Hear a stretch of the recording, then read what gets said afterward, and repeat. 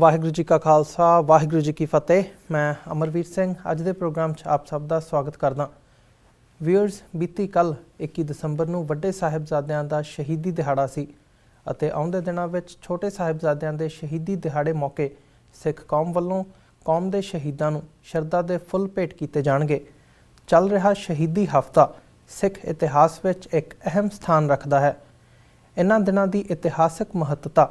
ਅਤੇ ਕੌਮ ਦੇ ਮੌਜੂਦਾ ਹਾਲਾਤਾਂ ਬਾਰੇ ਅੱਜ ਅਸੀਂ ਵੰਗਾਰ ਮੈਗਜ਼ੀਨ ਦੇ ਮੁੱਖ ਸੰਪਾਦਕ ਸਰਦਾਰ ਬਲਜੀਤ ਸਿੰਘ ਖਾਲਸਾ ਨਾਲ ਗੱਲਬਾਤ ਕਰਾਂਗੇ, ਜੋ ਸਾਡੇ ਨਾਲ ਅੰਮ੍ਰਿਤਸਰ ਤੋਂ ਫੋਨ ਲਾਈਨ ਤੇ ਜੁੜ ਚੁੱਕੇ ਨੇ। ਆਓ ਅੱਜ ਦੀ ਵਿਚਾਰ ਚਰਚਾ ਦੀ ਸ਼ੁਰੂਆਤ ਕਰਦੇ ਹਾਂ। ਹਾਂਜੀ ਬਲਜੀਤ ਸਿੰਘ ਜੀ, ਵਾਹਿਗੁਰੂ ਜੀ ਕਾ ਖਾਲਸਾ ਵਾਹਿਗੁਰੂ ਜੀ ਕੀ ਫਤਿਹ। ਵਾਹਿਗੁਰੂ ਜੀ ਕਾ ਖਾਲਸਾ ਵਾਹਿਗੁਰੂ ਜੀ ਕੀ ਫਤਿਹ। ਭਾਈ ਸਾਹਿਬ ਜੀ, ਬਲਜੀਤ ਸਿੰਘ ਜੀ, ਸਾਰਿਆਂ ਤੋਂ ਪਹਿਲਾਂ ਤਾਂ ਤੁਹਾਡਾ ਸਵਾਗਤ ਹੈ ਤੇ ਇਸੇ ਦੇ ਨਾਲ ਜਦੋਂ ਅਸੀਂ ਸ਼ੁਰੂਆਤ ਕਰਦੇ ਹਾਂ ਤਾਂ ਸਾਰਿਆਂ ਤੋਂ ਪਹਿਲਾਂ ਮੈਂ ਤੁਹਾਡੇ ਕੋਲੋਂ ਇਹੀ ਜਾਣਨਾ ਚਾਹੂੰਗਾ ਕਿ ਤੁਸੀਂ ਸਾਡੇ ਦਰਸ਼ਕਾਂ ਨੂੰ ਤੇ ਸਾਨੂੰ ਥੋੜ੍ਹਾ ਜਿਹਾ ਇਹਨਾਂ ਦਿਨਾਂ ਦੀ ਸਿੱਖ ਕੌਮ ਦੇ ਵਿੱਚ ਕੀ ਇਤਿਹਾਸਕ ਮਹੱਤਤਾ ਹੈਗੀ ਹੈ, ਜੇ ਤੁਸੀਂ ਇਤਿਹਾਸਕ ਪਿਛੋਕੜ ਨੂੰ ਧਿਆਨ ਵਿੱਚ ਰੱਖਦਿਆਂ ਹੋਇਆਂ ਉਸ ਬਾਰੇ ਸਾਡੇ ਦਰਸ਼ਕਾਂ ਨੂੰ ਚਾਨਣਾ ਪਾ ਸਕੋ।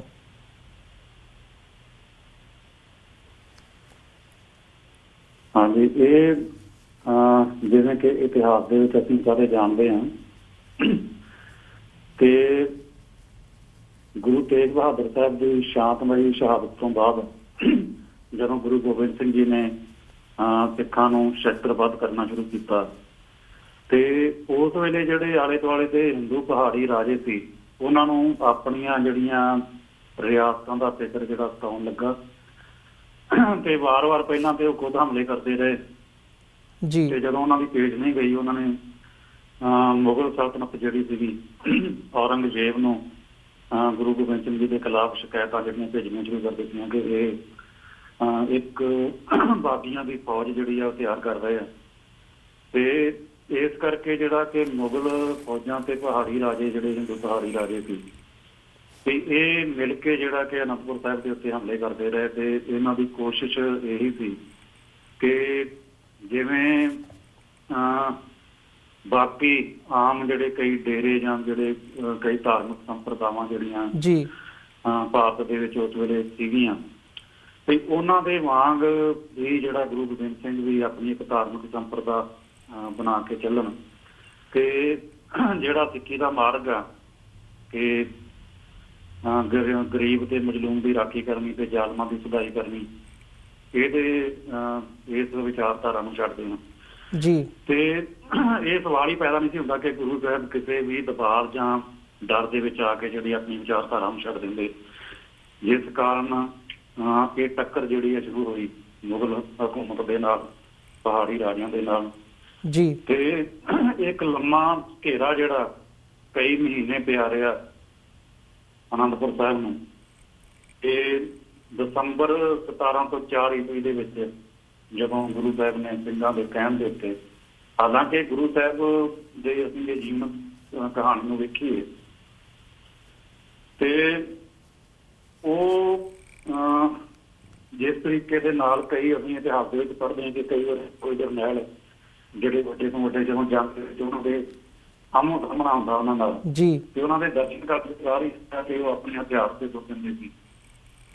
ਤੇ ਇੱਕ ਇਲਾਹੀ ਸ਼ਖਸੀਅਤ ਜਿਹੜੀ ਹੈ ਕਿ ਗੁਰੂ ਗੋਬਿੰਦ ਸਿੰਘ ਜੀ ਦੀ, ਉਹਨਾਂ ਲਈ ਕੁਝ ਵੀ ਅਸੰਭਵ ਨਹੀਂ ਸੀ, ਪਰ ਉਹਨਾਂ ਨੇ ਆਪਣੇ ਸਿੱਖਾਂ ਨੂੰ ਭਵਿੱਖ ਦੇ ਲਈ ਜਾਚ ਸਿਖਾਉਣੀ ਸੀ, ਧਰਮ ਯੁੱਧ ਲੜਨਗੇ। ਤੇ ਇਸ ਕਰਕੇ ਜਿਹੜਾ ਕਿ ਗੁਰੂ ਸਾਹਿਬ ਨੇ ਇਹਨਾਂ ਜੰਗਾਂ ਦੇ ਵਿੱਚ ਕਦੀ ਵੀ ਕਰਾਮਾਤ ਦਾ ਸਹਾਰਾ ਨਹੀਂ ਲਿਆ ਤੇ ਜੰਗ ਜਿਹੜੇ ਨੇ ਉਹ ਬੜੇ ਲੰਮੇ ਚੱਲਦੇ ਰਹੇ। ਤੇ ਇਹ ਘੇਰਾ ਜਿਹੜਾ ਪਿਆ ਰਿਹਾ ਉਸ ਵੇਲੇ ਇਤਿਹਾਸ ਦੇ ਵਿੱਚ ਜ਼ਿਕਰ ਆਉਂਦਾ ਕਿ ਜਦੋਂ ਇਸ ਘੇਰੇ ਤੋਂ ਅੱਕ ਗਈ ਮੁਗਲ ਫੌਜ ਤੇ ਜਿਹੜੇ ਪਹਾੜੀ ਰਾਜੇ ਨੇ ਜੀ, ਤੇ ਉਦੋਂ ਉਹਨਾਂ ਨੇ ਹਿੰਦੂ ਪਹਾੜੀ ਰਾਜੇ ਜਿਹੜੇ ਸੀ ਉਹਨਾਂ ਨੇ ਆਟੇ ਦੀ ਗਊ ਬਣਾ ਕੇ ਇੱਕ ਸੁਨੇਹਾ ਭੇਜਿਆ ਤੇ ਉਹਦੇ ਵਿੱਚ ਜਿਹੜਾ ਮੁਗਲ ਬਾਦਸ਼ਾਹ ਜਿਹੜਾ ਸੀ ਔਰੰਗਜ਼ੇਬ, ਉਹਨੇ ਕੁਰਾਨ ਦੀ ਕਸਮ ਖਾ ਕੇ ਕਿਹਾ ਕਿ ਤੁਸੀਂ ਕਿਲੇ ਨੂੰ ਖਾਲੀ ਕਰ ਦਿਓ ਤੇ ਇਹਦੇ ਨਾਲ ਜਿਹੜਾ ਕਿ ਇਹ ਇੱਕ ਹਕੂਮਤ ਦੀ ਇੱਜ਼ਤ ਜਿਹੜੀ ਆ ਉਹ ਰਹਿ ਜਾਏਗੀ ਤੇ ਸਾਡੀ ਫੌਜ ਜਿਹੜੀ ਆ ਤੁਹਾਨੂੰ ਕੁਝ ਨਹੀਂ ਕਹੇਗੀ ਜੀ। ਤੇ ਉਦੋਂ ਗੁਰੂ ਸਾਹਿਬ ਨੂੰ ਸਿੰਘਾਂ ਨੇ ਇਹ ਕਹਿਣਾ ਸ਼ੁਰੂ ਕਰ ਦਿੱਤਾ ਕਿ ਆਪਾਂ ਜਿਹੜਾ ਇਹ ਕਿਲ੍ਹਾ ਖਾਲੀ ਕਰ ਦਈਏ, ਕਿਉਂਕਿ ਖਾਣ ਪੀਣ ਦਾ ਰਾਸ਼ਨ ਦਾ ਸਮਾਨ ਜਿਹੜਾ ਕਿ ਸਾਰਾ ਖਤਮ ਹੋ ਚੁੱਕਾ ਸੀ ਜੀ। ਤੇ ਇਤਿਹਾਸ ਦੇ ਵਿੱਚ ਇਹ ਜ਼ਿਕਰ ਆਉਂਦਾ ਕਿ ਗੁਰੂ ਸਾਹਿਬ ਨੇ 8 ਦਿਨ ਸਬਰ ਕਰਨ ਲਈ ਕਿਹਾ ਸੀ ਸਿੰਘਾਂ ਨੂੰ, ਕਿਤੇ ਫਤਿਹ ਬਖਸ਼ਿਸ਼ ਕਰਨ ਦਾ ਉਹਨਾਂ ਨੂੰ ਭਰੋਸਾ ਵੀ ਦਿੱਤਾ ਸੀ। ਪਰ ਸਿੰਘ ਕਾਹਲੇ ਪੈ ਗਏ ਕਿ ਨਹੀਂ, ਹੁਣ ਜਿਹੜਾ ਕਿ ਆਪਾਂ ਨੂੰ ਕਿਲ੍ਹਾ ਛੱਡ ਦੇਣਾ ਚਾਹੀਦਾ, ਤੇ ਗੁਰੂ ਸਾਹਿਬ ਨੇ ਉਹਨਾਂ ਦੀ ਗੱਲ ਮੰਨ ਕੇ ਉਸ ਵੇਲੇ ਕਿਲ੍ਹਾ ਖਾਲੀ ਕਰ ਦਿੱਤਾ। ਤੇ ਉਸ ਵੇਲੇ ਜਦੋਂ ਅਸੀਂ ਪੜ੍ਹਦੇ ਹਾਂ ਇਤਿਹਾਸ ਦੇ ਵਿੱਚ ਕਿ ਸਰਸਾ ਨਦੀ ਦੇ ਕੰਢੇ ਤੇ ਜਾ ਕੇ ਗੁਰੂ ਸਾਹਿਬ ਨੇ ਆਸਾ ਦੀ ਵਾਰ ਦਾ ਜਿਹੜਾ ਦੀਵਾਨ ਸਜਾਉਣ ਦਾ ਤੇ ਹੁਕਮ ਦਿੱਤਾ ਸਿੰਘਾਂ ਨੂੰ ਜੀ। ਤੇ ਉਸ ਵੇਲੇ ਜਿਹੜਾ ਕਿ ਮੁਗਲ ਫੌਜਾਂ ਤੇ ਪਹਾੜੀ ਰਾਜਿਆਂ ਨੇ ਆਪਣੇ ਸਾਰੇ ਜਿੰਨੇ ਵੀ ਵਾਅਦੇ ਤੇ ਕਸਮਾਂ ਸੀ ਉਹ ਭੁੱਲ ਕੇ ਹਮਲਾ ਕਰ ਦਿੱਤਾ ਤੇ ਬੜਾ ਉੱਥੇ ਕਹਿਰ ਦਾ ਯੁੱਧ ਹੋਇਆ। ਸਰਸਾ ਨਦੀ ਜਿਹੜੀ ਹੈ ਚੜ੍ਹੀ ਹੋਈ ਸੀ ਤੇ ਕੁਝ ਸਿੰਘਾਂ ਨੇ ਦੁਸ਼ਮਣ ਨੂੰ ਰੋਕਿਆ ਤੇ ਬਾਕੀ ਜਿਹੜੇ ਨੇ ਉਹਨਾਂ ਨੂੰ ਗੁਰੂ ਸਾਹਿਬ ਨੇ ਕਿਹਾ ਕਿ ਸਰਸਾ ਨਦੀ ਪਾਰ ਕੀਤੀ ਜਾਵੇ ਜੀ। ਤੇ ਸਰਸਾ ਨਦੀ ਪਾਰ ਕਰਨ ਦੇ ਦੌਰਾਨ ਜਿਹੜਾ ਕਿ ਸਾਰਾ ਪਰਿਵਾਰ ਜਿਹੜਾ ਗੁਰੂ ਸਾਹਿਬ ਦਾ ਵਿਛੜ ਗਿਆ। ਛੋਟੇ ਸਾਹਿਬਜ਼ਾਦੇ ਮਾਤਾ ਗੁਜਰੀ ਜੀ ਦੇ ਨਾਲ ਉਹ ਅਲੱਗ ਹੋ ਗਏ ਤੇ ਵੱਡੇ ਸਾਹਿਬਜ਼ਾਦੇ ਜਿਹੜੇ ਕਿ ਗੁਰੂ ਗੋਬਿੰਦ ਸਿੰਘ ਜੀ ਦੇ ਨਾਲ ਰਹੇ ਤੇ ਮਾਤਾ ਸੁੰਦਰੀ ਜੀ ਤੇ ਹੋਰ ਕੁਝ ਸਿੱਖ ਸੰਗਤ ਜਿਹੜੀ ਹੈ ਉਹ ਇਹਨਾਂ ਤੋਂ ਵੱਖ ਹੋ ਕੇ ਦਿੱਲੀ ਵੱਲ ਨੂੰ ਚੱਲ ਪਏ। ਤੇ ਉਸ ਵੇਲੇ ਜਿਹੜਾ ਕਿ ਅਸੀਂ ਦੇਖਦੇ ਹਾਂ ਕਿ ਚਮਕੌਰ ਦੇ ਵਿੱਚ ਚੌਧਰੀ ਬੁੱਧੀ ਚੰਦ ਦੀ ਗੜੀ ਸੀਗੀ ਇੱਕ ਜਿਹੜੀ ਹੈ ਕਿ ਉਸ ਨੂੰ ਚਮਕੌਰ ਦੀ ਗੜੀ ਇਤਿਹਾਸ ਦੇ ਵਿੱਚ ਕਿਹਾ ਜਾਂਦਾ। ਉੱਥੇ ਜਾ ਕੇ ਵੱਡੇ ਸਾਹਿਬਜ਼ਾਦੇ ਜਿਹੜੇ ਸਾਹਿਬਜ਼ਾਦਾ ਅਜੀਤ ਸਿੰਘ, ਸਾਹਿਬਜ਼ਾਦਾ ਜੁਝਾਰ ਸਿੰਘ ਤੇ ਗੁਰੂ ਗੋਬਿੰਦ ਸਿੰਘ ਜੀ ਦੇ ਨਾਲ ਇਹ ਸੀਗੇ ਤੇ ਨਾਲ ਹੋਰ ਕੁਝ ਸਿੰਘ ਸੀ ਉਹਨਾਂ ਦੇ ਨਾਲ। ਇਸ ਗੜੀ ਦੇ ਵਿੱਚ ਮੋਰਚਾ ਲਾ ਕੇ ਗੁਰੂ ਗੋਬਿੰਦ ਸਿੰਘ ਜੀ ਨੇ ਉਹ ਜੰਗ ਲੜੀ ਜਿਸ ਨੂੰ ਅਸੀਂ ਇਤਿਹਾਸ ਦੀ ਇੱਕ ਲਾਸਾਨੀ ਜੰਗ ਕਹਿ ਸਕਦੇ ਹਾਂ। ਜਦੋਂ 40 ਸਿੰਘਾਂ ਦਾ ਮੁਕਾਬਲਾ ਜਿਹੜਾ 10 ਲੱਖ ਮੁਗਲ ਫੌਜ ਦੇ ਨਾਲ ਸੀ, ਜਿਹਦੀ ਗਿਣਤੀ ਜਿਹੜੀ ਹੈ ਕਿਉਂਕਿ ਸਿਰਫ ਫੌਜ ਨਹੀਂ, ਜਦੋਂ ਮੁਗਲ ਹਕੂਮਤ ਜਿਹੜੀ ਹੈ ਜਿਸ ਵੇਲੇ ਕੁਝ ਵੀ ਇਹ ਕਰਦਾ ਸੀ ਤੇ ਮੁਗਲ ਹਕੂਮਤ ਜਿਹੜੀ ਹੈ ਜਦੋਂ ਜਹਾਦ ਦਾ ਨਾਅਰਾ ਲਾ ਕੇ ਕਿਸੇ ਦੇ ਖਿਲਾਫ ਵੀ ਆਪਣਾ ਜੰਗ ਲੜਦੀ ਸੀ ਤੇ ਉਸ ਵੇਲੇ ਇੱਕ ਹੈਦਰੀ ਝੰਡਾ ਜਿਹੜਾ ਕਿ ਗੱਡਿਆ ਜਾਂਦਾ ਸੀ, ਜਿਹਦੇ ਵਿੱਚ ਆਮ ਮੁਲਕਈਆ ਜਿਹੜਾ ਕਿ ਅਸੀਂ ਕਹਿੰਦੇ ਹਾਂ ਕਿ ਜਿਹਦੇ ਵਿੱਚ ਆਮ ਘਰਾਂ ਦੇ ਵਿੱਚ ਰਹਿਣ ਵਾਲੀ ਮੁਸਲਮਾਨ ਜਨਤਾ ਜੀ ਤੇ ਉਹ ਇਸ ਨਾਅਰੇ ਤੋਂ ਪ੍ਰਭਾਵਿਤ ਹੋ ਕੇ ਜਿਹੜੀ ਹੈ ਕਿ ਉਸ ਯੁੱਧ ਦੇ ਵਿੱਚ ਸ਼ਾਮਲ ਹੁੰਦੀ ਸੀ ਤੇ ਇਸ ਕਰਕੇ ਗਿਣਤੀ ਜਿਹੜੀ ਹੈ ਕਿ ਲੱਖਾਂ ਦੇ ਵਿੱਚ ਪਹੁੰਚ ਜਾਂਦੀ ਸੀ। ਉਸ ਵੇਲੇ ਇਹ ਗਿਣਤੀ ਜਿਹੜੀ ਹੈ ਇਸਦੀ ਗੁਰੂ ਗੋਬਿੰਦ ਸਿੰਘ ਜੀ ਨੇ ਜਫਰਨਾਮੇ ਦੇ ਵਿੱਚ 10 ਲੱਖ ਲਿਖੀ ਹੈ ਜੀ ਤੇ 10 ਲੱਖ ਫੌਜ ਦਾ ਦੇ ਨਾਲ ਮੁਕਾਬਲਾ ਜਿਹੜਾ ਉਹ 40 ਸਿੰਘਾਂ ਦਾ ਸੀ। ਇਤਿਹਾਸ ਦੇ ਵਿੱਚ ਜਿਹੜਾ ਜੇ ਗੁਰੂ ਗੋਬਿੰਦ ਸਿੰਘ ਜੀ ਨੇ ਜਿਹੜਾ ਬਚਨ ਕੀਤਾ ਸੀ 1.25 ਲੱਖ ਤੇ ਇੱਕ ਲੜਾਊਂ ਸਦਾ ਗੋਬਿੰਦ ਸਿੰਘ ਨਾਮ ਕਾਹੂੰ ਜੀ, ਉਹਨਾਂ ਬਚਨਾਂ ਨੂੰ ਜਿਹੜਾ ਕਿ ਸਾਕਾਰ ਕਰਕੇ ਗੁਰੂ ਸਾਹਿਬ ਨੇ ਚਮਕੌਰ ਦੀ ਗੜੀ ਦੇ ਵਿੱਚ ਵਿਕਾਇਆ ਤੇ ਉਸ ਗੜੀ ਦੇ ਅੰਦਰ ਜਿਹੜਾ ਕਿ ਜਿਹੜੀ ਜੰਗ ਲੜੀ ਗਈ, ਬੜੇ ਸ਼ਾਇਰਾਂ ਨੇ ਉਹਦੇ ਉੱਤੇ ਕਵਿਤਾਵਾਂ ਲਿਖੀਆਂ ਨੇ। ਅੱਲਾ ਯਾਰ ਖਾਨ ਜੋਗੀ ਜਿਹੜਾ ਮੁਸਲਮਾਨ ਹੁੰਦੇ ਹੋਏ ਜਿਹਨੇ ਇਹ ਲਿਖਿਆ, ਹਾਲਾਂਕਿ ਉਹਨੂੰ ਇਹ ਵੀ ਬਹੁਤ ਵੱਡੀ ਕੀਮਤ ਜਿਹੜੀ ਉਹ ਉਤਾਰਨੀ ਪਈ ਮੁਸਲਮਾਨ ਸਮਾਜ ਤੇ ਜਿਹੜੇ ਇੱਥੋਂ ਦੇ ਉਹਨਾਂ ਦੇ ਖਲੀਫਾ ਜਾਂ ਕਾਜ਼ੀ ਜਿਹੜੇ ਉਹਨਾਂ ਨੇ ਫਤਵੇ ਦਿੱਤੇ ਉਹਦੇ ਖਿਲਾਫ, ਉਹਨੂੰ ਬੜਾ ਕੁਝ ਸਹਾਰਨਾ ਪਿਆ। ਪਰ ਉਹ ਆਪਣੇ ਜਿਹੜੇ ਕਿ ਉਹਨੇ ਲਿਖਿਆ ਜਿਹੜਾ ਗੱਡੇ ਸ਼ਹੀਦਾਂ ਜਿਹਦੇ ਵਿੱਚ ਸਾਹਿਬਜ਼ਾਦਿਆਂ ਦੀ ਬਹਾਦਰੀ ਦਾ ਜਿਹੜਾ ਕਿ ਉਹਨਾਂ ਨੇ ਪੂਰਾ ਜ਼ਿਕਰ ਕੀਤਾ ਤੇ ਇਹਦੇ ਤੋਂ ਇਲਾਵਾ ਹੋਰ ਵੀ ਬਹੁਤ ਸ਼ਾਇਰਾਂ ਨੇ ਜਿਹੜਾ ਕਿ ਉਹ ਇਤਿਹਾਸਕ ਜੰਗ ਨੂੰ ਬਿਆਨ ਕੀਤਾ ਤੇ ਅਸੀਂ ਉਹਦੇ ਵਿੱਚ ਪੜ੍ਹਦੇ ਹਾਂ ਕਿ ਗੁਰੂ ਸਾਹਿਬ ਨੇ ਜਿਸ ਵੇਲੇ ਸਾਰੀ ਗੜੀ ਨੂੰ ਘੇਰਾ ਪਿਆ ਹੋਇਆ ਸੀਗਾ 4 ਚੁਫੇਰਿਆਂ ਤੇ ਉਸ ਵੇਲੇ ਕੁਝ ਸਿੰਘਾਂ ਨੂੰ ਪਹਿਲਾਂ 5 ਸਿੰਘਾਂ ਦੇ ਜਥੇ ਜਿਹੜੇ ਆ ਕਿ ਗੁਰੂ ਸਾਹਿਬ ਨੇ ਬਾਹਰ ਸਿੰਘਾਂ ਨੂੰ ਆਪਣਾ ਲੜਨ ਲਈ ਭੇਜੇ ਫੌਜਾਂ ਦੇ ਨਾਲ। ਜਦੋਂ ਉਹ 5 ਸਿੰਘ ਸ਼ਹੀਦ ਹੋ ਜਾਂਦੇ ਫਿਰ ਦੂਜਾ ਜਥਾ ਜਿਹੜਾ ਕਿ ਜੰਗ ਦੇ ਮੈਦਾਨ ਵੱਲ ਤੋਰਿਆ ਜਾਂਦਾ ਤੇ ਇਸ ਦੌਰਾਨ ਹੀ ਸਾਹਿਬਜ਼ਾਦਾ ਅਜੀਤ ਸਿੰਘ ਨੇ ਆਗਿਆ ਮੰਗੀ ਗੁਰੂ ਸਾਹਿਬ ਤੋਂ ਕਿ ਮੈਨੂੰ ਵੀ ਜਿਹੜਾ ਕਿ ਜੰਗ ਦੇ ਵਿੱਚ ਜੂਝਣ ਦੀ ਜਿਹੜੀ ਆਗਿਆ ਦਿੱਤੀ ਜਾਵੇ। ਤੇ ਹਾਲਾਂਕਿ ਉਸ ਵੇਲੇ ਜਿਹੜੇ ਸਿੰਘ ਜਿੰਨੇ ਵੀ ਸਿੰਘ ਗੜੀ ਦੇ ਅੰਦਰ ਸੀ ਉਹਨਾਂ ਦੇ ਮਨ ਵਿੱਚ ਇਹ ਸੀ ਕਿ ਗੁਰੂ ਸਾਹਿਬ ਤੇ ਸਾਹਿਬਜ਼ਾਦੇ ਇਸ ਗੜੀ ਦੇ ਵਿੱਚੋਂ ਬਚ ਕੇ ਨਿਕਲ ਜਾਣ ਤੇ ਬਾਕੀ ਸਿੰਘਾਂ ਦਾ ਕੋਈ ਨਹੀਂ, ਉਹ ਲੜਦੇ ਸ਼ਹੀਦ ਹੋ ਜਾਣਗੇ। ਪਰ ਗੁਰੂ ਸਾਹਿਬ ਨੇ ਇਹ ਜਿਹੜਾ ਨਾ ਇੱਕ ਇਤਿਹਾਸਕ, ਜਿਵੇਂ ਕਿ ਆਪਾਂ ਪਹਿਲਾਂ ਗੱਲ ਕੀਤੀ ਹੈ ਕਿ ਗੁਰੂ ਸਾਹਿਬ ਆਉਣ ਵਾਲੇ ਸਮੇਂ ਲਈ ਸਿੱਖਾਂ ਨੂੰ ਧਰਮ ਯੁੱਧ ਕਰਨ ਦੀ ਜਾਚ ਜਿਹੜੀ ਆ ਸਿਖਾ ਰਹੇ ਸੀ। ਤੇ ਇਸ ਲਈ ਉਹਨਾਂ ਨੇ ਕਈ ਜਿਹੜੀਆਂ ਚੀਜ਼ਾਂ ਜਿਹੜੀਆਂ ਸਿੱਖਾਂ ਨੂੰ ਸਿਖਾਉਣੀਆਂ ਸੀ, ਜਿਹਦੇ ਵਿੱਚ ਇੱਕ ਇਹ ਸੀ ਕਿ ਧਰਮ ਯੁੱਧ ਲੜਦਿਆਂ ਜਿਹੜਾ ਲੀਡਰ ਹੁੰਦਾ ਉਹਦਾ ਇਹ ਨਹੀਂ ਕਿ ਆਪਣੇ ਪੁੱਤਾਂ ਨੂੰ ਬਚਾ ਕੇ ਕੱਢ ਲਵੇ ਤੇ ਬਾਕੀ ਜਿਹੜੇ ਬੇਗਾਨੇ ਪੁੱਤ ਉਹਨਾਂ ਨੂੰ ਮਰਵਾ ਦੇਵੇ ਜੀ। ਤੇ ਇਸ ਲਈ ਗੁਰੂ ਸਾਹਿਬ ਨੇ ਆਪਣੇ ਹੱਥੀਂ ਸਾਹਿਬਜ਼ਾਦਾ ਅਜੀਤ ਸਿੰਘ ਨੂੰ ਸ਼ਸਤਰ ਸਜਾਏ ਤੇ ਤਿਆਰ ਕਰਕੇ ਸਿੰਘਾਂ ਦੇ ਜਥੇ ਦੇ ਨਾਲ ਜੰਗ ਦੇ ਮੈਦਾਨ ਵਿੱਚ ਭੇਜਿਆ। ਤੇ ਬੜੀ ਇੱਕ ਲਾਸਾਨੀ ਜੰਗ ਜਿਹੜੀ ਹੈ ਕਿ ਸਾਹਿਬਜ਼ਾਦਾ ਅਜੀਤ ਸਿੰਘ ਨੇ ਉੱਥੇ ਕੀਤੀ ਜੀ। ਤੇ ਲੜਦੇ ਲੜਦੇ ਉੱਥੇ ਸ਼ਹੀਦ ਹੋ ਗਏ। ਤੇ ਇਹ ਲੜਨ ਦਾ ਜਿਹੜਾ ਸਾਰਾ ਦ੍ਰਿਸ਼ ਜਿਹੜਾ ਸਾਹਿਬਜ਼ਾਦਾ ਜੁਝਾਰ ਸਿੰਘ ਵੀ ਚਮਕੌਰ ਦੀ ਗੜੀ ਦੇ ਉੱਤੇ ਇੱਕ ਮੰਮਟੀ ਦੇ ਉੱਤੇ ਖਲੋ ਕੇ ਦੇਖ ਰਹੇ ਸੀਗੇ, ਗੁਰੂ ਗੋਬਿੰਦ ਸਿੰਘ ਜੀ ਦੇ ਕੋਲ ਖਲੋਤੇ ਜੀ। ਜਿਸ ਵੇਲੇ ਉਹਨਾਂ ਨੇ ਆਪਣੇ ਵੱਡੇ ਵੀਰ ਨੂੰ ਸ਼ਹੀਦ ਹੁੰਦਿਆਂ ਵੇਖਿਆ ਤੇ ਉਸੇ ਵੇਲੇ ਉਹਨਾਂ ਨੇ ਕਿਹਾ ਕਿ ਹੁਣ ਮੈਨੂੰ ਵੀ ਤੁਸੀਂ ਆਗਿਆ ਦਿਓ, ਮੈਂ ਵੀ ਜੰਗ ਦੇ ਮੈਦਾਨ ਵਿੱਚ ਜਾਣਾ ਚਾਹੁੰਦਾ। ਤੇ ਹਾਲਾਂਕਿ ਸਿੰਘ ਰੋਕਦੇ ਰਹੇ ਪਏ ਗੁਰੂ ਸਾਹਿਬ ਨੇ ਸਾਹਿਬਜ਼ਾਦਾ ਜੁਝਾਰ ਸਿੰਘ ਨੂੰ। ਹਾਲਾਂਕਿ ਇਤਿਹਾਸ ਦੇ ਵਿੱਚ ਜ਼ਿਕਰ ਆਉਂਦਾ ਕਿ ਸਾਹਿਬਜ਼ਾਦਾ ਅਜੀਤ ਸਿੰਘ ਤੇ ਕਈ ਜੰਗਾਂ ਦੇ ਵਿੱਚ ਹਿੱਸਾ ਲੈ ਚੁੱਕੇ ਸੀ ਪਹਿਲਾਂ ਜੀ। ਕਈ ਏਦਾਂ ਦੀਆਂ ਘਟਨਾਵਾਂ ਵੀ ਨੇ ਜਦੋਂ ਕਿ ਅਨੰਦਪੁਰ ਸਾਹਿਬ ਦੇ ਵਿੱਚ ਇੱਕ ਬਾਹਮਣ ਨੇ ਆ ਕੇ ਫਰਿਆਦ ਕੀਤੀ ਸੀ ਕਿ ਇੱਕ ਜਾਬਰ ਖਾਨ ਨਾਂ ਦਾ ਜਿਹੜਾ ਪਠਾਨ ਤੇ ਉਹਦੀ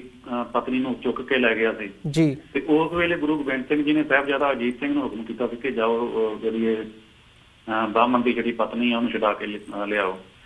ਤੇ ਸਾਹਿਬਜ਼ਾਦਾ ਅਜੀਤ ਸਿੰਘ ਸਿੰਘਾਂ ਦੇ ਜਥੇ ਸਮੇਤ ਗਏ ਸੀ ਤੇ ਛੁਡਾ ਕੇ ਲਿਆਏ ਸੀਗੇ ਉਸ ਬਾਹਮਣੀ ਨੂੰ। ਤੇ ਇਸ ਤਰੀਕੇ ਨਾਲ ਕਈ ਜੰਗਾਂ ਦੇ ਵਿੱਚ ਸਾਹਿਬਜ਼ਾਦਾ ਅਜੀਤ ਸਿੰਘ ਪਹਿਲਾਂ ਹਿੱਸਾ ਲੈ ਚੁੱਕੇ ਸੀਗੇ, ਪਰ ਸਾਹਿਬਜ਼ਾਦਾ ਜੁਝਾਰ ਸਿੰਘ ਜਿਹੜੇ ਸੀ ਉਹਨਾਂ ਦੀ ਇਹ ਪਹਿਲਾ ਮੌਕਾ ਸੀ ਕਿਸੇ ਜੰਗ ਦੇ ਵਿੱਚ ਹਿੱਸਾ ਲੈਣ ਦਾ। ਤੇ ਗੁਰੂ ਸਾਹਿਬ ਨੇ ਉਹਨਾਂ ਨੂੰ ਵੀ ਆਪਣੇ ਹੱਥੀਂ ਸ਼ਸਤਰ ਸਜਾ ਕੇ ਜੰਗ ਦੇ ਮੈਦਾਨ ਵੱਲ ਤੋਰਿਆ। ਤੇ ਉਹਨਾਂ ਨੇ ਵੀ ਬਹੁਤ ਇੱਕ ਜਿਹੜੀ ਆ ਲਿਖਿਆ ਕਈ ਲੋਕਾਂ ਨੇ ਵੀ ਕਿਸ ਤਰੀਕੇ ਦੇ ਨਾਲ ਜੰਗ ਦੇ ਮੈਦਾਨ ਵਿੱਚ ਜਾ ਕੇ ਚੜ੍ਹਦੀ ਕਲਾ ਦੇ ਨਾਲ ਇੱਕ ਜੰਗ ਲੜੀ ਤੇ ਜੂਝਦੇ ਹੋਏ ਉਹ ਵੀ ਸ਼ਹੀਦ ਹੋਏ। ਤੇ ਇਹ ਦੋਹਾਂ ਸਾਹਿਬਜ਼ਾਦਿਆਂ ਦੀ ਸ਼ਹੀਦੀ ਜਿਹੜੀ ਹੈ ਉਸ ਤੋਂ ਬਾਅਦ ਅਸੀਂ ਦੇਖਦੇ ਹਾਂ ਇਤਿਹਾਸ ਦੇ ਵਿੱਚ ਕਿ ਗੁਰੂ ਸਾਹਿਬ ਨੇ ਅਕਾਲ ਸਿੱਖ ਦਾ ਸ਼ੁਕਰਾਨਾ ਕੀਤਾ ਕਿ ਜਿਹੜੇ ਅਮਾਨਤ ਤੇਰੀ ਜਿਹੜੀ ਆ ਕਿ ਇਹ ਤੈਨੂੰ ਦੇਖ ਕੇ ਮੈਂ ਸੁਰਖਰੂ ਹੋ ਗਿਆ। ਕਿਉਂਕਿ ਅਸੀਂ ਦੇਖਦੇ ਹਾਂ ਇਤਿਹਾਸ ਦੇ ਵਿੱਚ ਅਸੀਂ ਪੜ੍ਹੀਏ ਗੁਰੂ ਨਾਨਕ ਸਾਹਿਬ ਦੇ ਸਾਹਿਬਜ਼ਾਦੇ ਬਾਬਾ ਸ਼੍ਰੀ ਚੰਦ ਤੇ ਲਖਮੀ ਦਾਸ ਜੀ, ਉਹਨਾਂ ਦਾ ਜਿਹੜਾ ਸੀਗਾ ਕਿ ਗੁਰਮੁਖ ਦੇ ਨਾਲ ਪੂਰੀ ਤਰ੍ਹਾਂ ਨਾਤਾ ਨਹੀਂ ਸੀ ਜੁੜ ਸਕਿਆ। ਇਸ ਤੋਂ ਬਾਅਦ ਅਸੀਂ ਗੁਰੂ ਅੰਗਦ ਸਾਹਿਬ ਦੇ ਸਾਹਿਬਜ਼ਾਦੇ ਜਿਹੜੇ ਦਾਤੂ ਤੇ ਦਾਸੂ ਉਹਨਾਂ ਵੱਲ ਵੀ ਵੇਖਦੇ ਹਾਂ ਜੀ ਕਿ ਇਹ ਅਸੀਂ ਜਿਸ ਤਰ੍ਹਾਂ ਦੇਖਦੇ ਹਾਂ ਨਾ ਕਿ ਇੱਕ ਟ੍ਰੇਨਿੰਗ ਜਿਹੜੀ ਹੈ ਕਿ ਇੱਕ ਕੌਮ ਦੀ ਚੱਲ ਰਹੀ ਹੈ, ਉਹਦੇ ਮੁਤਾਬਕ ਜਿਹੜਾ ਕਿ ਅਸੀਂ ਗੁਰੂ ਨਾਨਕ ਸਾਹਿਬ ਤੋਂ ਲੈ ਕੇ ਜਦੋਂ ਗੁਰੂ ਗੋਬਿੰਦ ਸਿੰਘ ਜੀ ਤੱਕ ਜਿਹੜਾ ਇਤਿਹਾਸ ਦੀ ਜਿਹੜੀ ਲੜੀ ਪਹੁੰਚਦੀ ਹੈ ਤੇ ਉਦੋਂ ਤੱਕ ਗੁਰੂ ਪਰਿਵਾਰ ਦੇ ਜਿਹੜੇ ਸਾਹਿਬਜ਼ਾਦੇ ਨੇ ਉਹ ਪੂਰੀ ਤਰ੍ਹਾਂ ਧਰਮ ਨੂੰ ਸਮਰਪਿਤ ਹੋ ਚੁੱਕੇ ਨੇ ਜੀ। ਔਰ ਚਾਰੇ ਹੀ ਸਾਹਿਬਜ਼ਾਦੇ ਬੜੀ ਦ੍ਰਿੜਤਾ ਦੇ ਨਾਲ ਸਿੱਖੀ ਸਿਦਕ ਦੇ ਉੱਤੇ ਕਾਇਮ ਰਹਿੰਦੇ ਉਹਨਾਂ ਨੇ ਸ਼ਹਾਦਤਾਂ ਦਿੱਤੀਆਂ। ਤੇ ਇਹ ਇਤਿਹਾਸ ਦਾ ਉਹ ਹਿੱਸਾ ਇਤਿਹਾਸ ਦੇ ਵਿੱਚੋਂ ਜਿਹੜੀ ਹੈ ਕਿ ਭਵਿੱਖ ਦੀ ਲੋੜ ਜਿਹੜੀ ਆ ਉਹ ਮਿਲਦੀ ਹੁੰਦੀ ਆ। ਇਤਿਹਾਸ ਤੋਂ ਸੇਧ ਲੈਣ ਦੀ ਲੋੜ ਹੁੰਦੀ ਆ। ਅਸੀਂ ਵਰਤਮਾਨ ਦੇ ਵਿੱਚ ਜਿਹੜਾ ਉਸ ਇਤਿਹਾਸ ਤੋਂ ਸੇਧ ਲੈ ਕੇ ਜਿਹੜੀਆਂ ਮੌਜੂਦਾ ਸਮੇਂ ਦੇ ਵਿੱਚ ਸਿੱਖ ਕੌਮ ਨੂੰ ਕਈ ਤਰ੍ਹਾਂ ਦੀਆਂ ਸਮੱਸਿਆਵਾਂ, ਕਈ ਤਰ੍ਹਾਂ ਦਾ ਸੰਘਰਸ਼, ਕਈ ਫਰੰਟਾਂ ਤੇ ਲੜਾਈ ਜਿਹੜੀ ਲੜਨੀ ਪੈ ਰਹੀ ਆ, ਇਹਦੇ ਵਿੱਚ ਅਸੀਂ ਆਪਣੇ ਇਤਿਹਾਸ ਤੋਂ ਜੇ ਸੇਧ ਲਈਏ ਤੇ ਸਾਨੂੰ ਮੇਰੇ ਖਿਆਲ ਦੁਨੀਆ ਦੇ ਵਿੱਚ ਹੋਰ ਕਿਸੇ ਵੀ ਇਤਿਹਾਸ ਵੱਲ ਵੇਖਣ ਦੀ ਲੋੜ ਨਹੀਂ। ਹਾਲਾਂਕਿ ਦੁਨੀਆ ਭਰ ਦੇ ਵਿੱਚ ਜਿੰਨੀਆਂ ਵੀ ਇਨਕਲਾਬੀ ਲਹਿਰਾਂ ਜਿਹੜੀਆਂ ਚੱਲਦੀਆਂ ਨੇ ਉਹ ਸਿੱਖ ਇਤਿਹਾਸ ਤੋਂ ਸੇਧ ਲੈ ਕੇ ਬੜਾ ਕੁਝ ਕਰ ਸਕਦੀਆਂ। ਤੇ ਇਹ ਸਾਡੀ ਜਿਹੜੀ ਕੌਮ ਦੀ ਇੱਕ ਬਦਕਿਸਮਤੀ ਹੈ ਕਿ ਅਸੀਂ ਆਪਣੇ ਇਤਿਹਾਸ ਤੋਂ ਸੇਧ ਨਹੀਂ ਲੈ ਰਹੇ। ਵੱਡੀ ਗੱਲ ਇਹ ਹੈ ਕਿ ਸਾਡਾ ਇਤਿਹਾਸ ਸਹੀ ਤਰੀਕੇ ਦੇ ਨਾਲ ਸਿੱਖ ਪਰਿਵਾਰਾਂ ਦੇ ਵਿੱਚ, ਸਿੱਖ ਬੱਚਿਆਂ ਤੱਕ ਪਹੁੰਚਣ ਨਹੀਂ ਦਿੱਤਾ ਜਾ ਰਿਹਾ। ਇਹਦੇ ਲਈ ਇਹਦੇ ਵਿੱਚ ਵੀ ਬੜੀਆਂ ਕਈ ਤਰੀਕੇ ਦੀਆਂ ਸਾਜ਼ਿਸ਼ਾਂ ਜਿਹੜੀਆਂ ਰਚੀਆਂ ਜਾ ਰਹੀਆਂ। ਕਈ ਥਾਵਾਂ ਤੇ ਸਕੂਲਾਂ ਦੀਆਂ ਪਾਠ ਪੁਸਤਕਾਂ ਦੇ ਵਿੱਚ ਜਿਹੜਾ ਇਤਿਹਾਸ ਸਾਡਾ ਉਹ ਵਿਗਾੜ ਕੇ ਪੇਸ਼ ਕੀਤਾ ਜਾ ਰਿਹਾ। ਤੇ ਇਹ ਵੱਡੀ ਗੱਲ ਹੈ ਕਿ ਅਸੀਂ ਇਤਿਹਾਸ ਦੀਆਂ ਇਹ ਘਟਨਾਵਾਂ ਜਿਹੜੀਆਂ ਲਹੂ ਭਿੱਜੇ ਸਾਡੇ ਇਤਿਹਾਸ ਦੇ ਪੰਨੇ ਜਿਹੜਾ ਕਿਰਪਾਨ ਦੀ ਨੋਕ ਨਾਲ ਲਿਖਿਆ ਗਿਆ ਇਤਿਹਾਸ ਜੀ ਵੀ ਇਸ ਇਤਿਹਾਸ ਨੂੰ ਸਹੀ ਤਰੀਕੇ ਦੇ ਨਾਲ ਆਪਣੀ ਕੌਮ ਦੀਆਂ ਅਗਲੀਆਂ ਪੀੜ੍ਹੀਆਂ ਜਿਹੜੀਆਂ ਉਹਨਾਂ ਤੱਕ ਪਹੁੰਚਾਉਣ ਦਾ ਜਿਹੜਾ ਬੰਦੋਬਸਤ ਉਹ ਕਰੀਏ।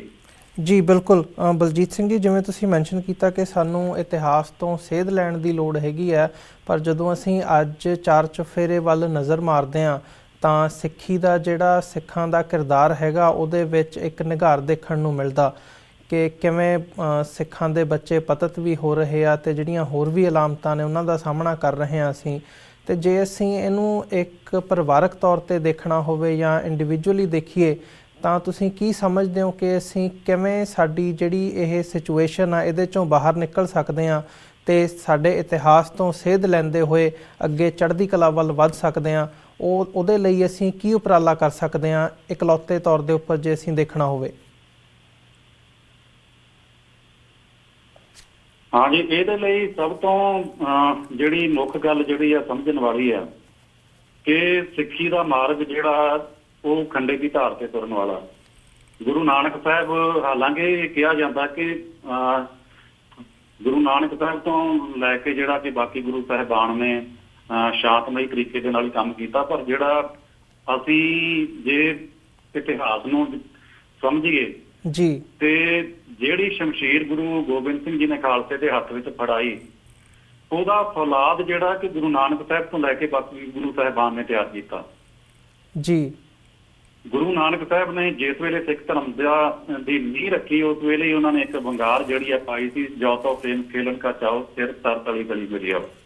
ਜੀ। ਇਹ ਉਦੋਂ ਹੀ ਸਪਸ਼ਟ ਸੀ ਕਿ ਇਹ ਜਿਹੜਾ ਨਵਾਂ ਮਾਰਗ ਜਿਹੜਾ ਕਿ ਗੁਰੂ ਸਾਹਿਬ ਨੇ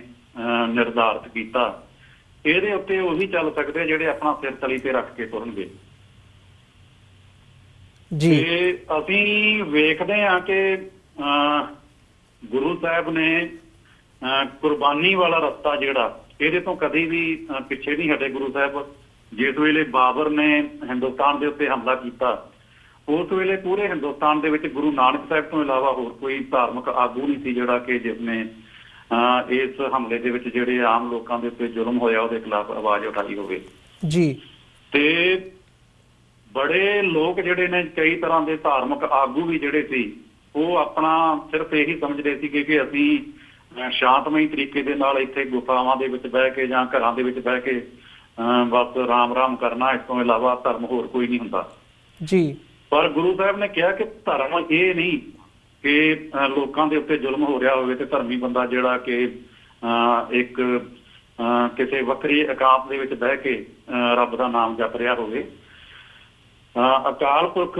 ਦਾ ਸਿਮਰਨ ਕਰਨ ਦੇ ਨਾਲ ਉਸ ਤੋਂ ਸ਼ਕਤੀ ਲੈ ਕੇ ਜਿਹੜੀਆਂ ਬੁਰਾਈ ਦੀਆਂ ਤਾਕਤਾਂ ਉਹਨਾਂ ਦੇ ਖਿਲਾਫ ਸੰਘਰਸ਼ ਕਰਨਾ, ਇਹ ਇੱਕ ਧਰਮੀ ਬੰਦੇ ਦਾ ਫਰਜ਼ ਹੁੰਦਾ। ਤੇ ਗੁਰੂ ਨਾਨਕ ਸਾਹਿਬ ਤੋਂ ਲੈ ਕੇ ਅਸੀਂ ਵੇਖੀਏ ਕਿ ਗੁਰੂ ਅੰਗਦ ਸਾਹਿਬ ਨੇ ਵੀ ਜਿਸ ਤਰੀਕੇ ਦੇ ਨਾਲ ਉਹ ਜਿਹੜਾ ਬਾਬਰ ਦਾ ਪੁੱਤ ਹਮਾਯੂ ਜਿਸ ਵੇਲੇ ਸ਼ੇਰ ਸ਼ਾਹ ਸੂਰੀ ਤੋਂ ਹਾਰ ਖਾ ਕੇ ਜਦੋਂ ਉਹ ਆਇਆ ਤੇ ਗੁਰੂ ਸਾਹਿਬ ਨੂੰ ਮਿਲਣ ਆਇਆ, ਤੇ ਉਹਨੇ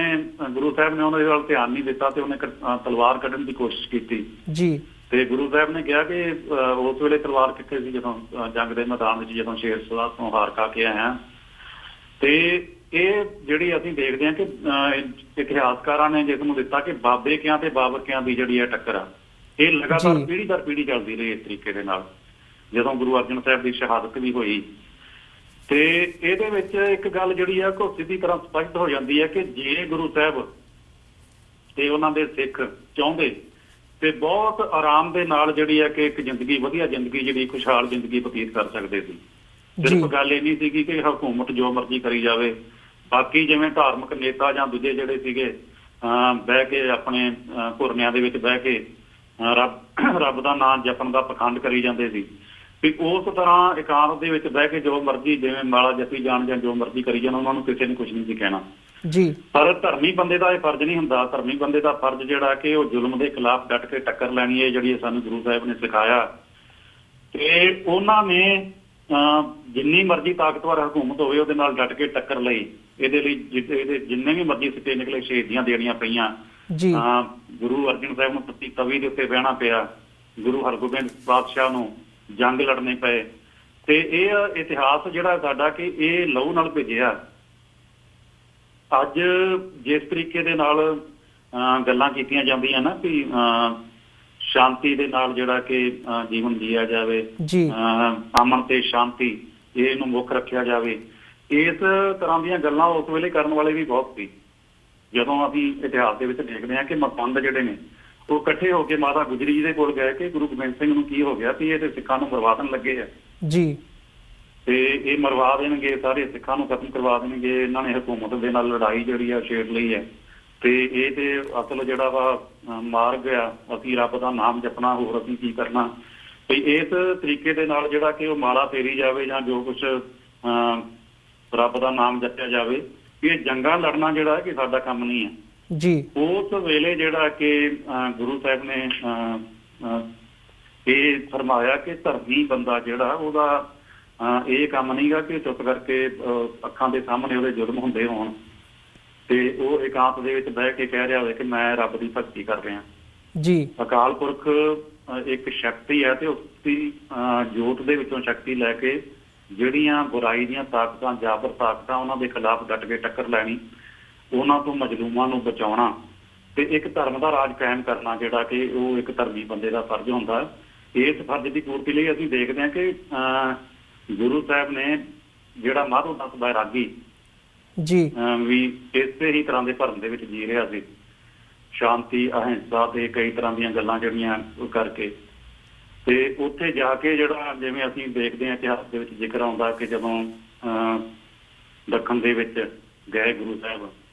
ਤੇ ਕਈ ਲੋਕਾਂ ਨੇ ਕਿਹਾ ਕਿ ਉਹ ਉਸ ਡੇਰੇ ਦੇ ਉੱਤੇ ਨਾ ਜਾਏ ਮਾਧੋ ਦਾਸ ਦੇ, ਕਿ ਉਹ ਧਰਮੀ ਬੰਦਿਆਂ ਦੀ ਜਿਹੜੀ ਬੇਅਦਬੀ ਕਰਦਾ, ਪਹਿਲਾਂ ਉਹਨੂੰ ਮੰਜੇ ਤੇ ਬਿਠਾ ਦਿੰਦਾ ਜੀ ਤੇ ਫਿਰ ਕਰਾਮਾਤ ਦੇ ਨਾਲ ਪਲੰਘ ਜਿਹੜਾ ਉਹਨੂੰ ਉਲਟਾ ਦਿੰਦਾ। ਤੇ ਗੁਰੂ ਸਾਹਿਬ ਨੇ ਕਿਹਾ ਕਿ ਚਲੋ ਬਾਕੀ ਥਾਵਾਂ ਤੇ ਚਲੋ ਬਾਅਦ ਚ ਜਾਵਾਂਗੇ, ਸਭ ਤੋਂ ਪਹਿਲਾਂ ਉਹਦੇ ਕੋਲ ਚੱਲਦੇ ਹਾਂ। ਤੇ ਉੱਥੇ ਜਾ ਕੇ ਗੁਰੂ ਸਾਹਿਬ ਨੇ ਇਤਿਹਾਸ ਦੇ ਵਿੱਚ ਅਸੀਂ ਪੜ੍ਹਦੇ ਹਾਂ ਕਿ 4 ਤੀਰ ਜਿਹੜੇ ਸੀ ਉਹ 4 ਮੰਜੇ ਦੇ 4 ਪਾਵਿਆਂ ਦੇ ਨਾਲ ਗੱਡ ਦਿੱਤੇ ਤੇ ਪਲੰਘ ਦੇ ਉੱਤੇ ਬੈਠ ਗਏ ਜੀ। ਤੇ ਕਈ ਤਰ੍ਹਾਂ ਦੀਆਂ ਕਰਾਮਾਤਾਂ ਜਿਹੜੀਆਂ ਕਿ ਮਾਧੋ ਦਾਸ ਨੇ ਵਰਤੀਆਂ ਤੇ ਜਿਹੜਾ ਇਤਿਹਾਸਕ ਸਰੋਤਾਂ ਦੇ ਵਿੱਚ ਜ਼ਿਕਰ ਆਉਂਦਾ ਕਿ ਉਸ ਵੇਲੇ ਜਾਂਦਿਆਂ ਉੱਥੇ ਡੇਰੇ ਦੇ ਅੰਦਰ ਸਿੰਘਾਂ ਨੇ ਉੱਥੇ ਬੱਕਰੇ ਝਟਕਾਏ ਤੇ ਉਹ ਗੱਲ ਤੋਂ ਜਿਹੜਾ ਮਾਧੋ ਦਾਸ ਨੂੰ ਬੜਾ ਗੁੱਸਾ ਆਇਆ ਕਿ ਇਹ ਕਿੱਦਾਂ ਦੇ ਧਰਮੀ ਲੋਕ ਨੇ ਜਿਨ੍ਹਾਂ ਨੇ ਆ ਕੇ ਡੇਰੇ ਦੇ ਅੰਦਰ ਜਿਹੜੇ ਬੱਕਰੇ ਝਟਕਾ ਦਿੱਤੇ ਅਤੇ ਏਦਾਂ ਕੀਤਾ। ਉਸ ਵੇਲੇ ਜਦੋਂ ਉਹਨੇ ਪਲੰਘ ਉਲਟਾਉਣਾ ਚਾਹਿਆ ਮਾਧੋ ਦਾਸ ਨੇ ਜੀ, ਤੇ ਜਦੋਂ ਕੋਈ ਪੇਸ਼ ਨਹੀਂ ਗਈ ਤੇ ਜੇ ਆ ਕੇ ਗੁਰੂ ਸਾਹਿਬ ਦੇ ਕਦਮਾਂ ਦੇ ਵਿੱਚ ਡਿੱਗ ਪਿਆ ਤੇ ਉਦੋਂ ਗੁਰੂ ਸਾਹਿਬ ਨੂੰ ਉਹਨੇ ਸ਼ਿਕਵਾ ਕੀਤਾ ਕਿ ਤੁਸੀਂ ਇੱਥੇ ਆ ਕੇ ਜੀਵ ਹੱਤਿਆ ਕੀਤੀ ਜਾਂ ਤੁਹਾਡੇ ਸਿੰਘਾਂ ਨੇ। ਤੇ ਗੁਰੂ ਸਾਹਿਬ ਨੇ ਉਹਨੂੰ ਸਮਝਾਇਆ ਕਿ ਜਿਹੜੀ ਹੈ ਗੁਰਮੁਖ ਦੇ ਵਿੱਚ ਮਨੁੱਖਾ ਜੂਨ ਜਿਹੜੀ ਆ ਉਹ ਸਭ ਤੋਂ ਉੱਤਮ ਮੰਨੀ ਗਈ, ਬਾਕੀ ਜੂਨਾਂ ਜਿਹੜੀਆਂ ਉਹਨਾਂ ਨੂੰ ਆਵਾਗਾਉਣ ਮੰਨਿਆ ਗਿਆ। ਤੂੰ ਆਵਾਗਾਉਣ ਜੂਨਾਂ ਜਿਹੜੀਆਂ ਨੇ ਉਹਨਾਂ ਦੇ ਲਈ ਇੰਨਾ ਜ਼ਿਆਦਾ ਤੈਨੂੰ ਦੁੱਖ ਹੋਇਆ, ਪਰ ਮਨੁੱਖਾਂ ਦੇ ਖੂਨ ਦੀ ਹੋਲੀ ਜਿਹੜੀ ਹੈ ਖੇਡੀ ਜਾ ਰਹੀ ਹੈ ਵੀ ਉਹਦੇ ਨਾਲ ਤੇਰਾ ਦਿਲ ਕਿਉਂ ਨਹੀਂ ਦੁਖਿਆ ਅਜੇ ਤੱਕ ਜੀ, ਉਹਦੇ ਲਈ ਤੂੰ ਕੀ ਕਰ ਰਿਹਾ। ਤੇ ਉਹ ਸਾਰੇ ਪ੍ਰਸੰਗ ਜਿਹੜੇ ਨੇ ਕਿਸ ਤਰ੍ਹਾਂ ਵੱਡੇ ਸਾਹਿਬਜ਼ਾਦੇ ਸ਼ਹੀਦ ਹੋਏ, ਕਿਵੇਂ ਛੋਟੇ ਸਾਹਿਬਜ਼ਾਦੇ ਨੀਹਾਂ ਦੇ ਵਿੱਚ ਚਿਣ ਕੇ ਸ਼ਹੀਦ ਹੋਏ, ਜਦੋਂ ਸਾਰੇ ਉਸ ਮਾਧੋ ਦਾਸ ਨੇ ਸੁਣੇ ਤੇ ਉਹਦੇ ਅੰਦਰ ਜਿਹੜਾ ਇੱਕ ਜਿਹੜਾ ਸੁੱਤਾ ਹੋਇਆ ਸਿਪਾਹੀ ਸੀ, ਉਹ ਅਸੀਂ ਦੇਖਦੇ ਹਾਂ ਕਿ ਰਾਜਪੂਤ ਸੀ ਪਿਛੋਕੜ ਪੱਖੋਂ ਜੀ, ਉਹ ਜਾਗ ਪਿਆ ਤੇ ਉਹਨੇ ਗੁਰੂ ਸਾਹਿਬ ਨੂੰ ਬੇਨਤੀ ਕੀਤੀ ਕਿ ਮੈਨੂੰ ਤੁਸੀਂ ਅੰਮ੍ਰਿਤ ਛਕਾ ਕੇ ਪਿੰਡ ਤੇ ਜਾਓ। ਤੇ ਉਸ ਵੇਲੇ ਅੰਮ੍ਰਿਤ ਛਕਾ ਕੇ ਉਹਨੂੰ ਗੁਰੂ ਸਾਹਿਬ ਨੇ ਉਹਦਾ ਨਾਮ ਗੁਰਬਖਸ਼ ਸਿੰਘ ਇਤਿਹਾਸ ਦੇ ਵਿੱਚ ਆਉਂਦਾ ਰੱਖਿਆ ਗਿਆ। ਪਰ ਉਹਨੇ ਗੁਰੂ ਸਾਹਿਬ ਨੂੰ ਇਹ ਕਿਹਾ ਸੀਗਾ ਕਿ ਮੈਂ ਤੁਹਾਡਾ ਬੰਦਾ ਹਾਂ, ਇਸ ਕਰਕੇ ਉਸ ਨੂੰ ਇਤਿਹਾਸ ਚ ਅਸੀਂ ਬੰਦਾ ਸਿੰਘ ਬਹਾਦਰ ਕਰਕੇ ਜਾਣਦੇ ਹਾਂ ਜੀ। ਤੇ ਇਹ ਸਾਰਾ ਜਿਹੜਾ ਇਹ ਪ੍ਰਸੰਗ ਇਹੀ ਹੈ ਕਿ ਧਰਮੀ ਬੰਦਾ ਉਹ ਨਹੀਂਗਾ ਕਿ ਅੱਖਾਂ ਦੇ ਸਾਹਮਣੇ ਜ਼ੁਲਮ ਹੋ ਰਿਹਾ ਹੋਵੇ, ਤਸ਼ੱਦਦ ਹੋ ਰਿਹਾ ਹੋਵੇ ਤੇ ਉਹ ਚੁੱਪ ਕਰਕੇ ਬੈਠਾ ਰਹੇ ਤੇ ਇਹ ਕਹਿੰਦਾ ਰਹੇ ਕਿ ਮੇਰਾ ਕੰਮ ਸਿਰਫ ਵਾਹਿਗੁਰੂ ਵਾਹਿਗੁਰੂ ਕਰਨਾ, ਇਸ ਤੋਂ ਇਲਾਵਾ ਮੈਂ ਹੋਰ ਕੁਝ ਨਹੀਂ ਕਰਨਾ। ਇਹ ਜਿਹੜੀ ਆ ਸਿੱਖ ਧਰਮ ਦੀ ਜਿਹੜੀ ਰੀਤ ਚੱਲੀ ਆਈ ਹੈ ਮੁੱਢ ਤੋਂ, ਇਹਦੇ ਵਿੱਚ ਅਸੀਂ ਜ਼ੁਲਮ ਦੇ ਖਿਲਾਫ ਡਟ ਕੇ ਟੱਕਰ ਲੈਣੀ ਹੈ। ਤੇ ਜੇ ਅਸੀਂ ਅੱਜ ਕਹਿੰਦੇ ਹਾਂ ਕਿ ਅਸੀਂ ਅਮਨ ਤੇ ਸ਼ਾਂਤੀ ਦਾ ਜੀਵਨ ਬਤੀਤ ਕਰਨਾ, ਅਸੀਂ ਕੋਈ ਵੀ ਏਦਾਂ ਦੇ ਕੰਮ ਦੇ ਵਿੱਚ ਨਹੀਂ ਪੈਣਾ, ਹਕੂਮਤ ਦੇ ਨਾਲ ਵੀ ਟੱਕਰ ਵੀ ਲੈਣੀ। ਤੇ ਜੇ ਇਹ ਤੇ ਫਿਰ ਚਾਹੁੰਦੇ ਗੁਰੂ ਗੋਬਿੰਦ ਸਿੰਘ ਜੀ ਵੀ ਏਦਾਂ ਕਰ ਲੈਂਦੇ ਤੇ ਕੁਝ ਨਹੀਂ ਸੀ ਹੋਣਾ, ਨਾ ਸਾਹਿਬਜ਼ਾਦੇ ਸ਼ਹੀਦ ਹੋਣੇ ਸੀ, ਨਾ ਉਹਨਾਂ ਦਾ ਸਰਬੰਸ ਉਹਨਾਂ ਨੂੰ ਕੁਰਬਾਨ ਕਰਨ ਦੀ ਲੋੜ ਸੀ। ਤੇ ਜੇ ਅਸੀਂ ਕਹਿੰਦੇ ਹਾਂ ਕਿ ਅਸੀਂ ਉਸ ਗੁਰੂ ਦੇ ਸਿੱਖ ਹਾਂ ਤੇ ਫਿਰ ਸਾਨੂੰ ਉਸ ਗੁਰੂ ਦੇ ਨਕਸ਼ੇ ਕਦਮਾਂ ਤੇ ਚੱਲਣਾ ਪਏਗਾ ਜੀ। ਜੀ ਬਿਲਕੁਲ। ਬਲਜੀਤ ਸਿੰਘ ਜੀ, ਤੁਹਾਡਾ ਬਹੁਤ-ਬਹੁਤ ਸ਼ੁਕਰੀਆ ਜੀ, ਤੁਸੀਂ ਆਪਣਾ ਅੱਜ ਸਮਾਂ ਕੱਢ ਕੇ ਸਾਡੇ ਦਰਸ਼ਕਾਂ ਦੇ ਨਾਲ ਇਤਿਹਾਸਕ ਵਿਚਾਰਾਂ ਜਿਹੜੀਆਂ ਨੇ ਉਹ ਸਾਂਝੀਆਂ ਕੀਤੀਆਂ ਨੇ। ਅਤੇ ਅੱਜ ਦੇ ਸ਼ੋਅ ਵਿੱਚ ਅਸੀਂ ਤੁਹਾਡੇ ਕੋਲੋਂ ਇੱਥੇ ਇਜਾਜ਼ਤ ਚਾਹੁੰਦੇ ਹਾਂ ਜੀ। ਸਾਡਾ ਸਮਾਂ ਸਮਾਪਤੀ ਵੱਲ ਜਾ ਰਿਹਾ। ਵਾਹਿਗੁਰੂ ਜੀ ਕਾ ਖਾਲਸਾ, ਵਾਹਿਗੁਰੂ ਜੀ ਕੀ ਫਤਿਹ। ਬਹੁਤ ਧੰਨਵਾਦ ਵੀਰ ਜੀ। ਵਾਹਿਗੁਰੂ ਜੀ ਕਾ ਖਾਲਸਾ, ਵਾਹਿਗੁਰੂ ਜੀ ਕੀ ਫਤਿਹ। ਵੀਅਰਸ, ਇਸੇ ਦੇ ਨਾਲ ਅਸੀਂ ਅੱਜ ਦਾ ਸ਼ੋਅ ਇੱਥੇ ਹੀ ਸਮਾਪਤ ਕਰਦੇ ਹਾਂ ਜੀ। ਕੱਲ੍ਹ ਨੂੰ ਤੁਹਾਡੇ ਨਾਲ ਫਿਰ ਮੁਲਾਕਾਤ ਹੋਵੇਗੀ। ਇਜਾਜ਼ਤ ਦਿਓ। ਵਾਹਿਗੁਰੂ ਜੀ ਕਾ ਖਾਲਸਾ, ਵਾਹਿਗੁਰੂ ਜੀ ਕੀ ਫਤਿਹ।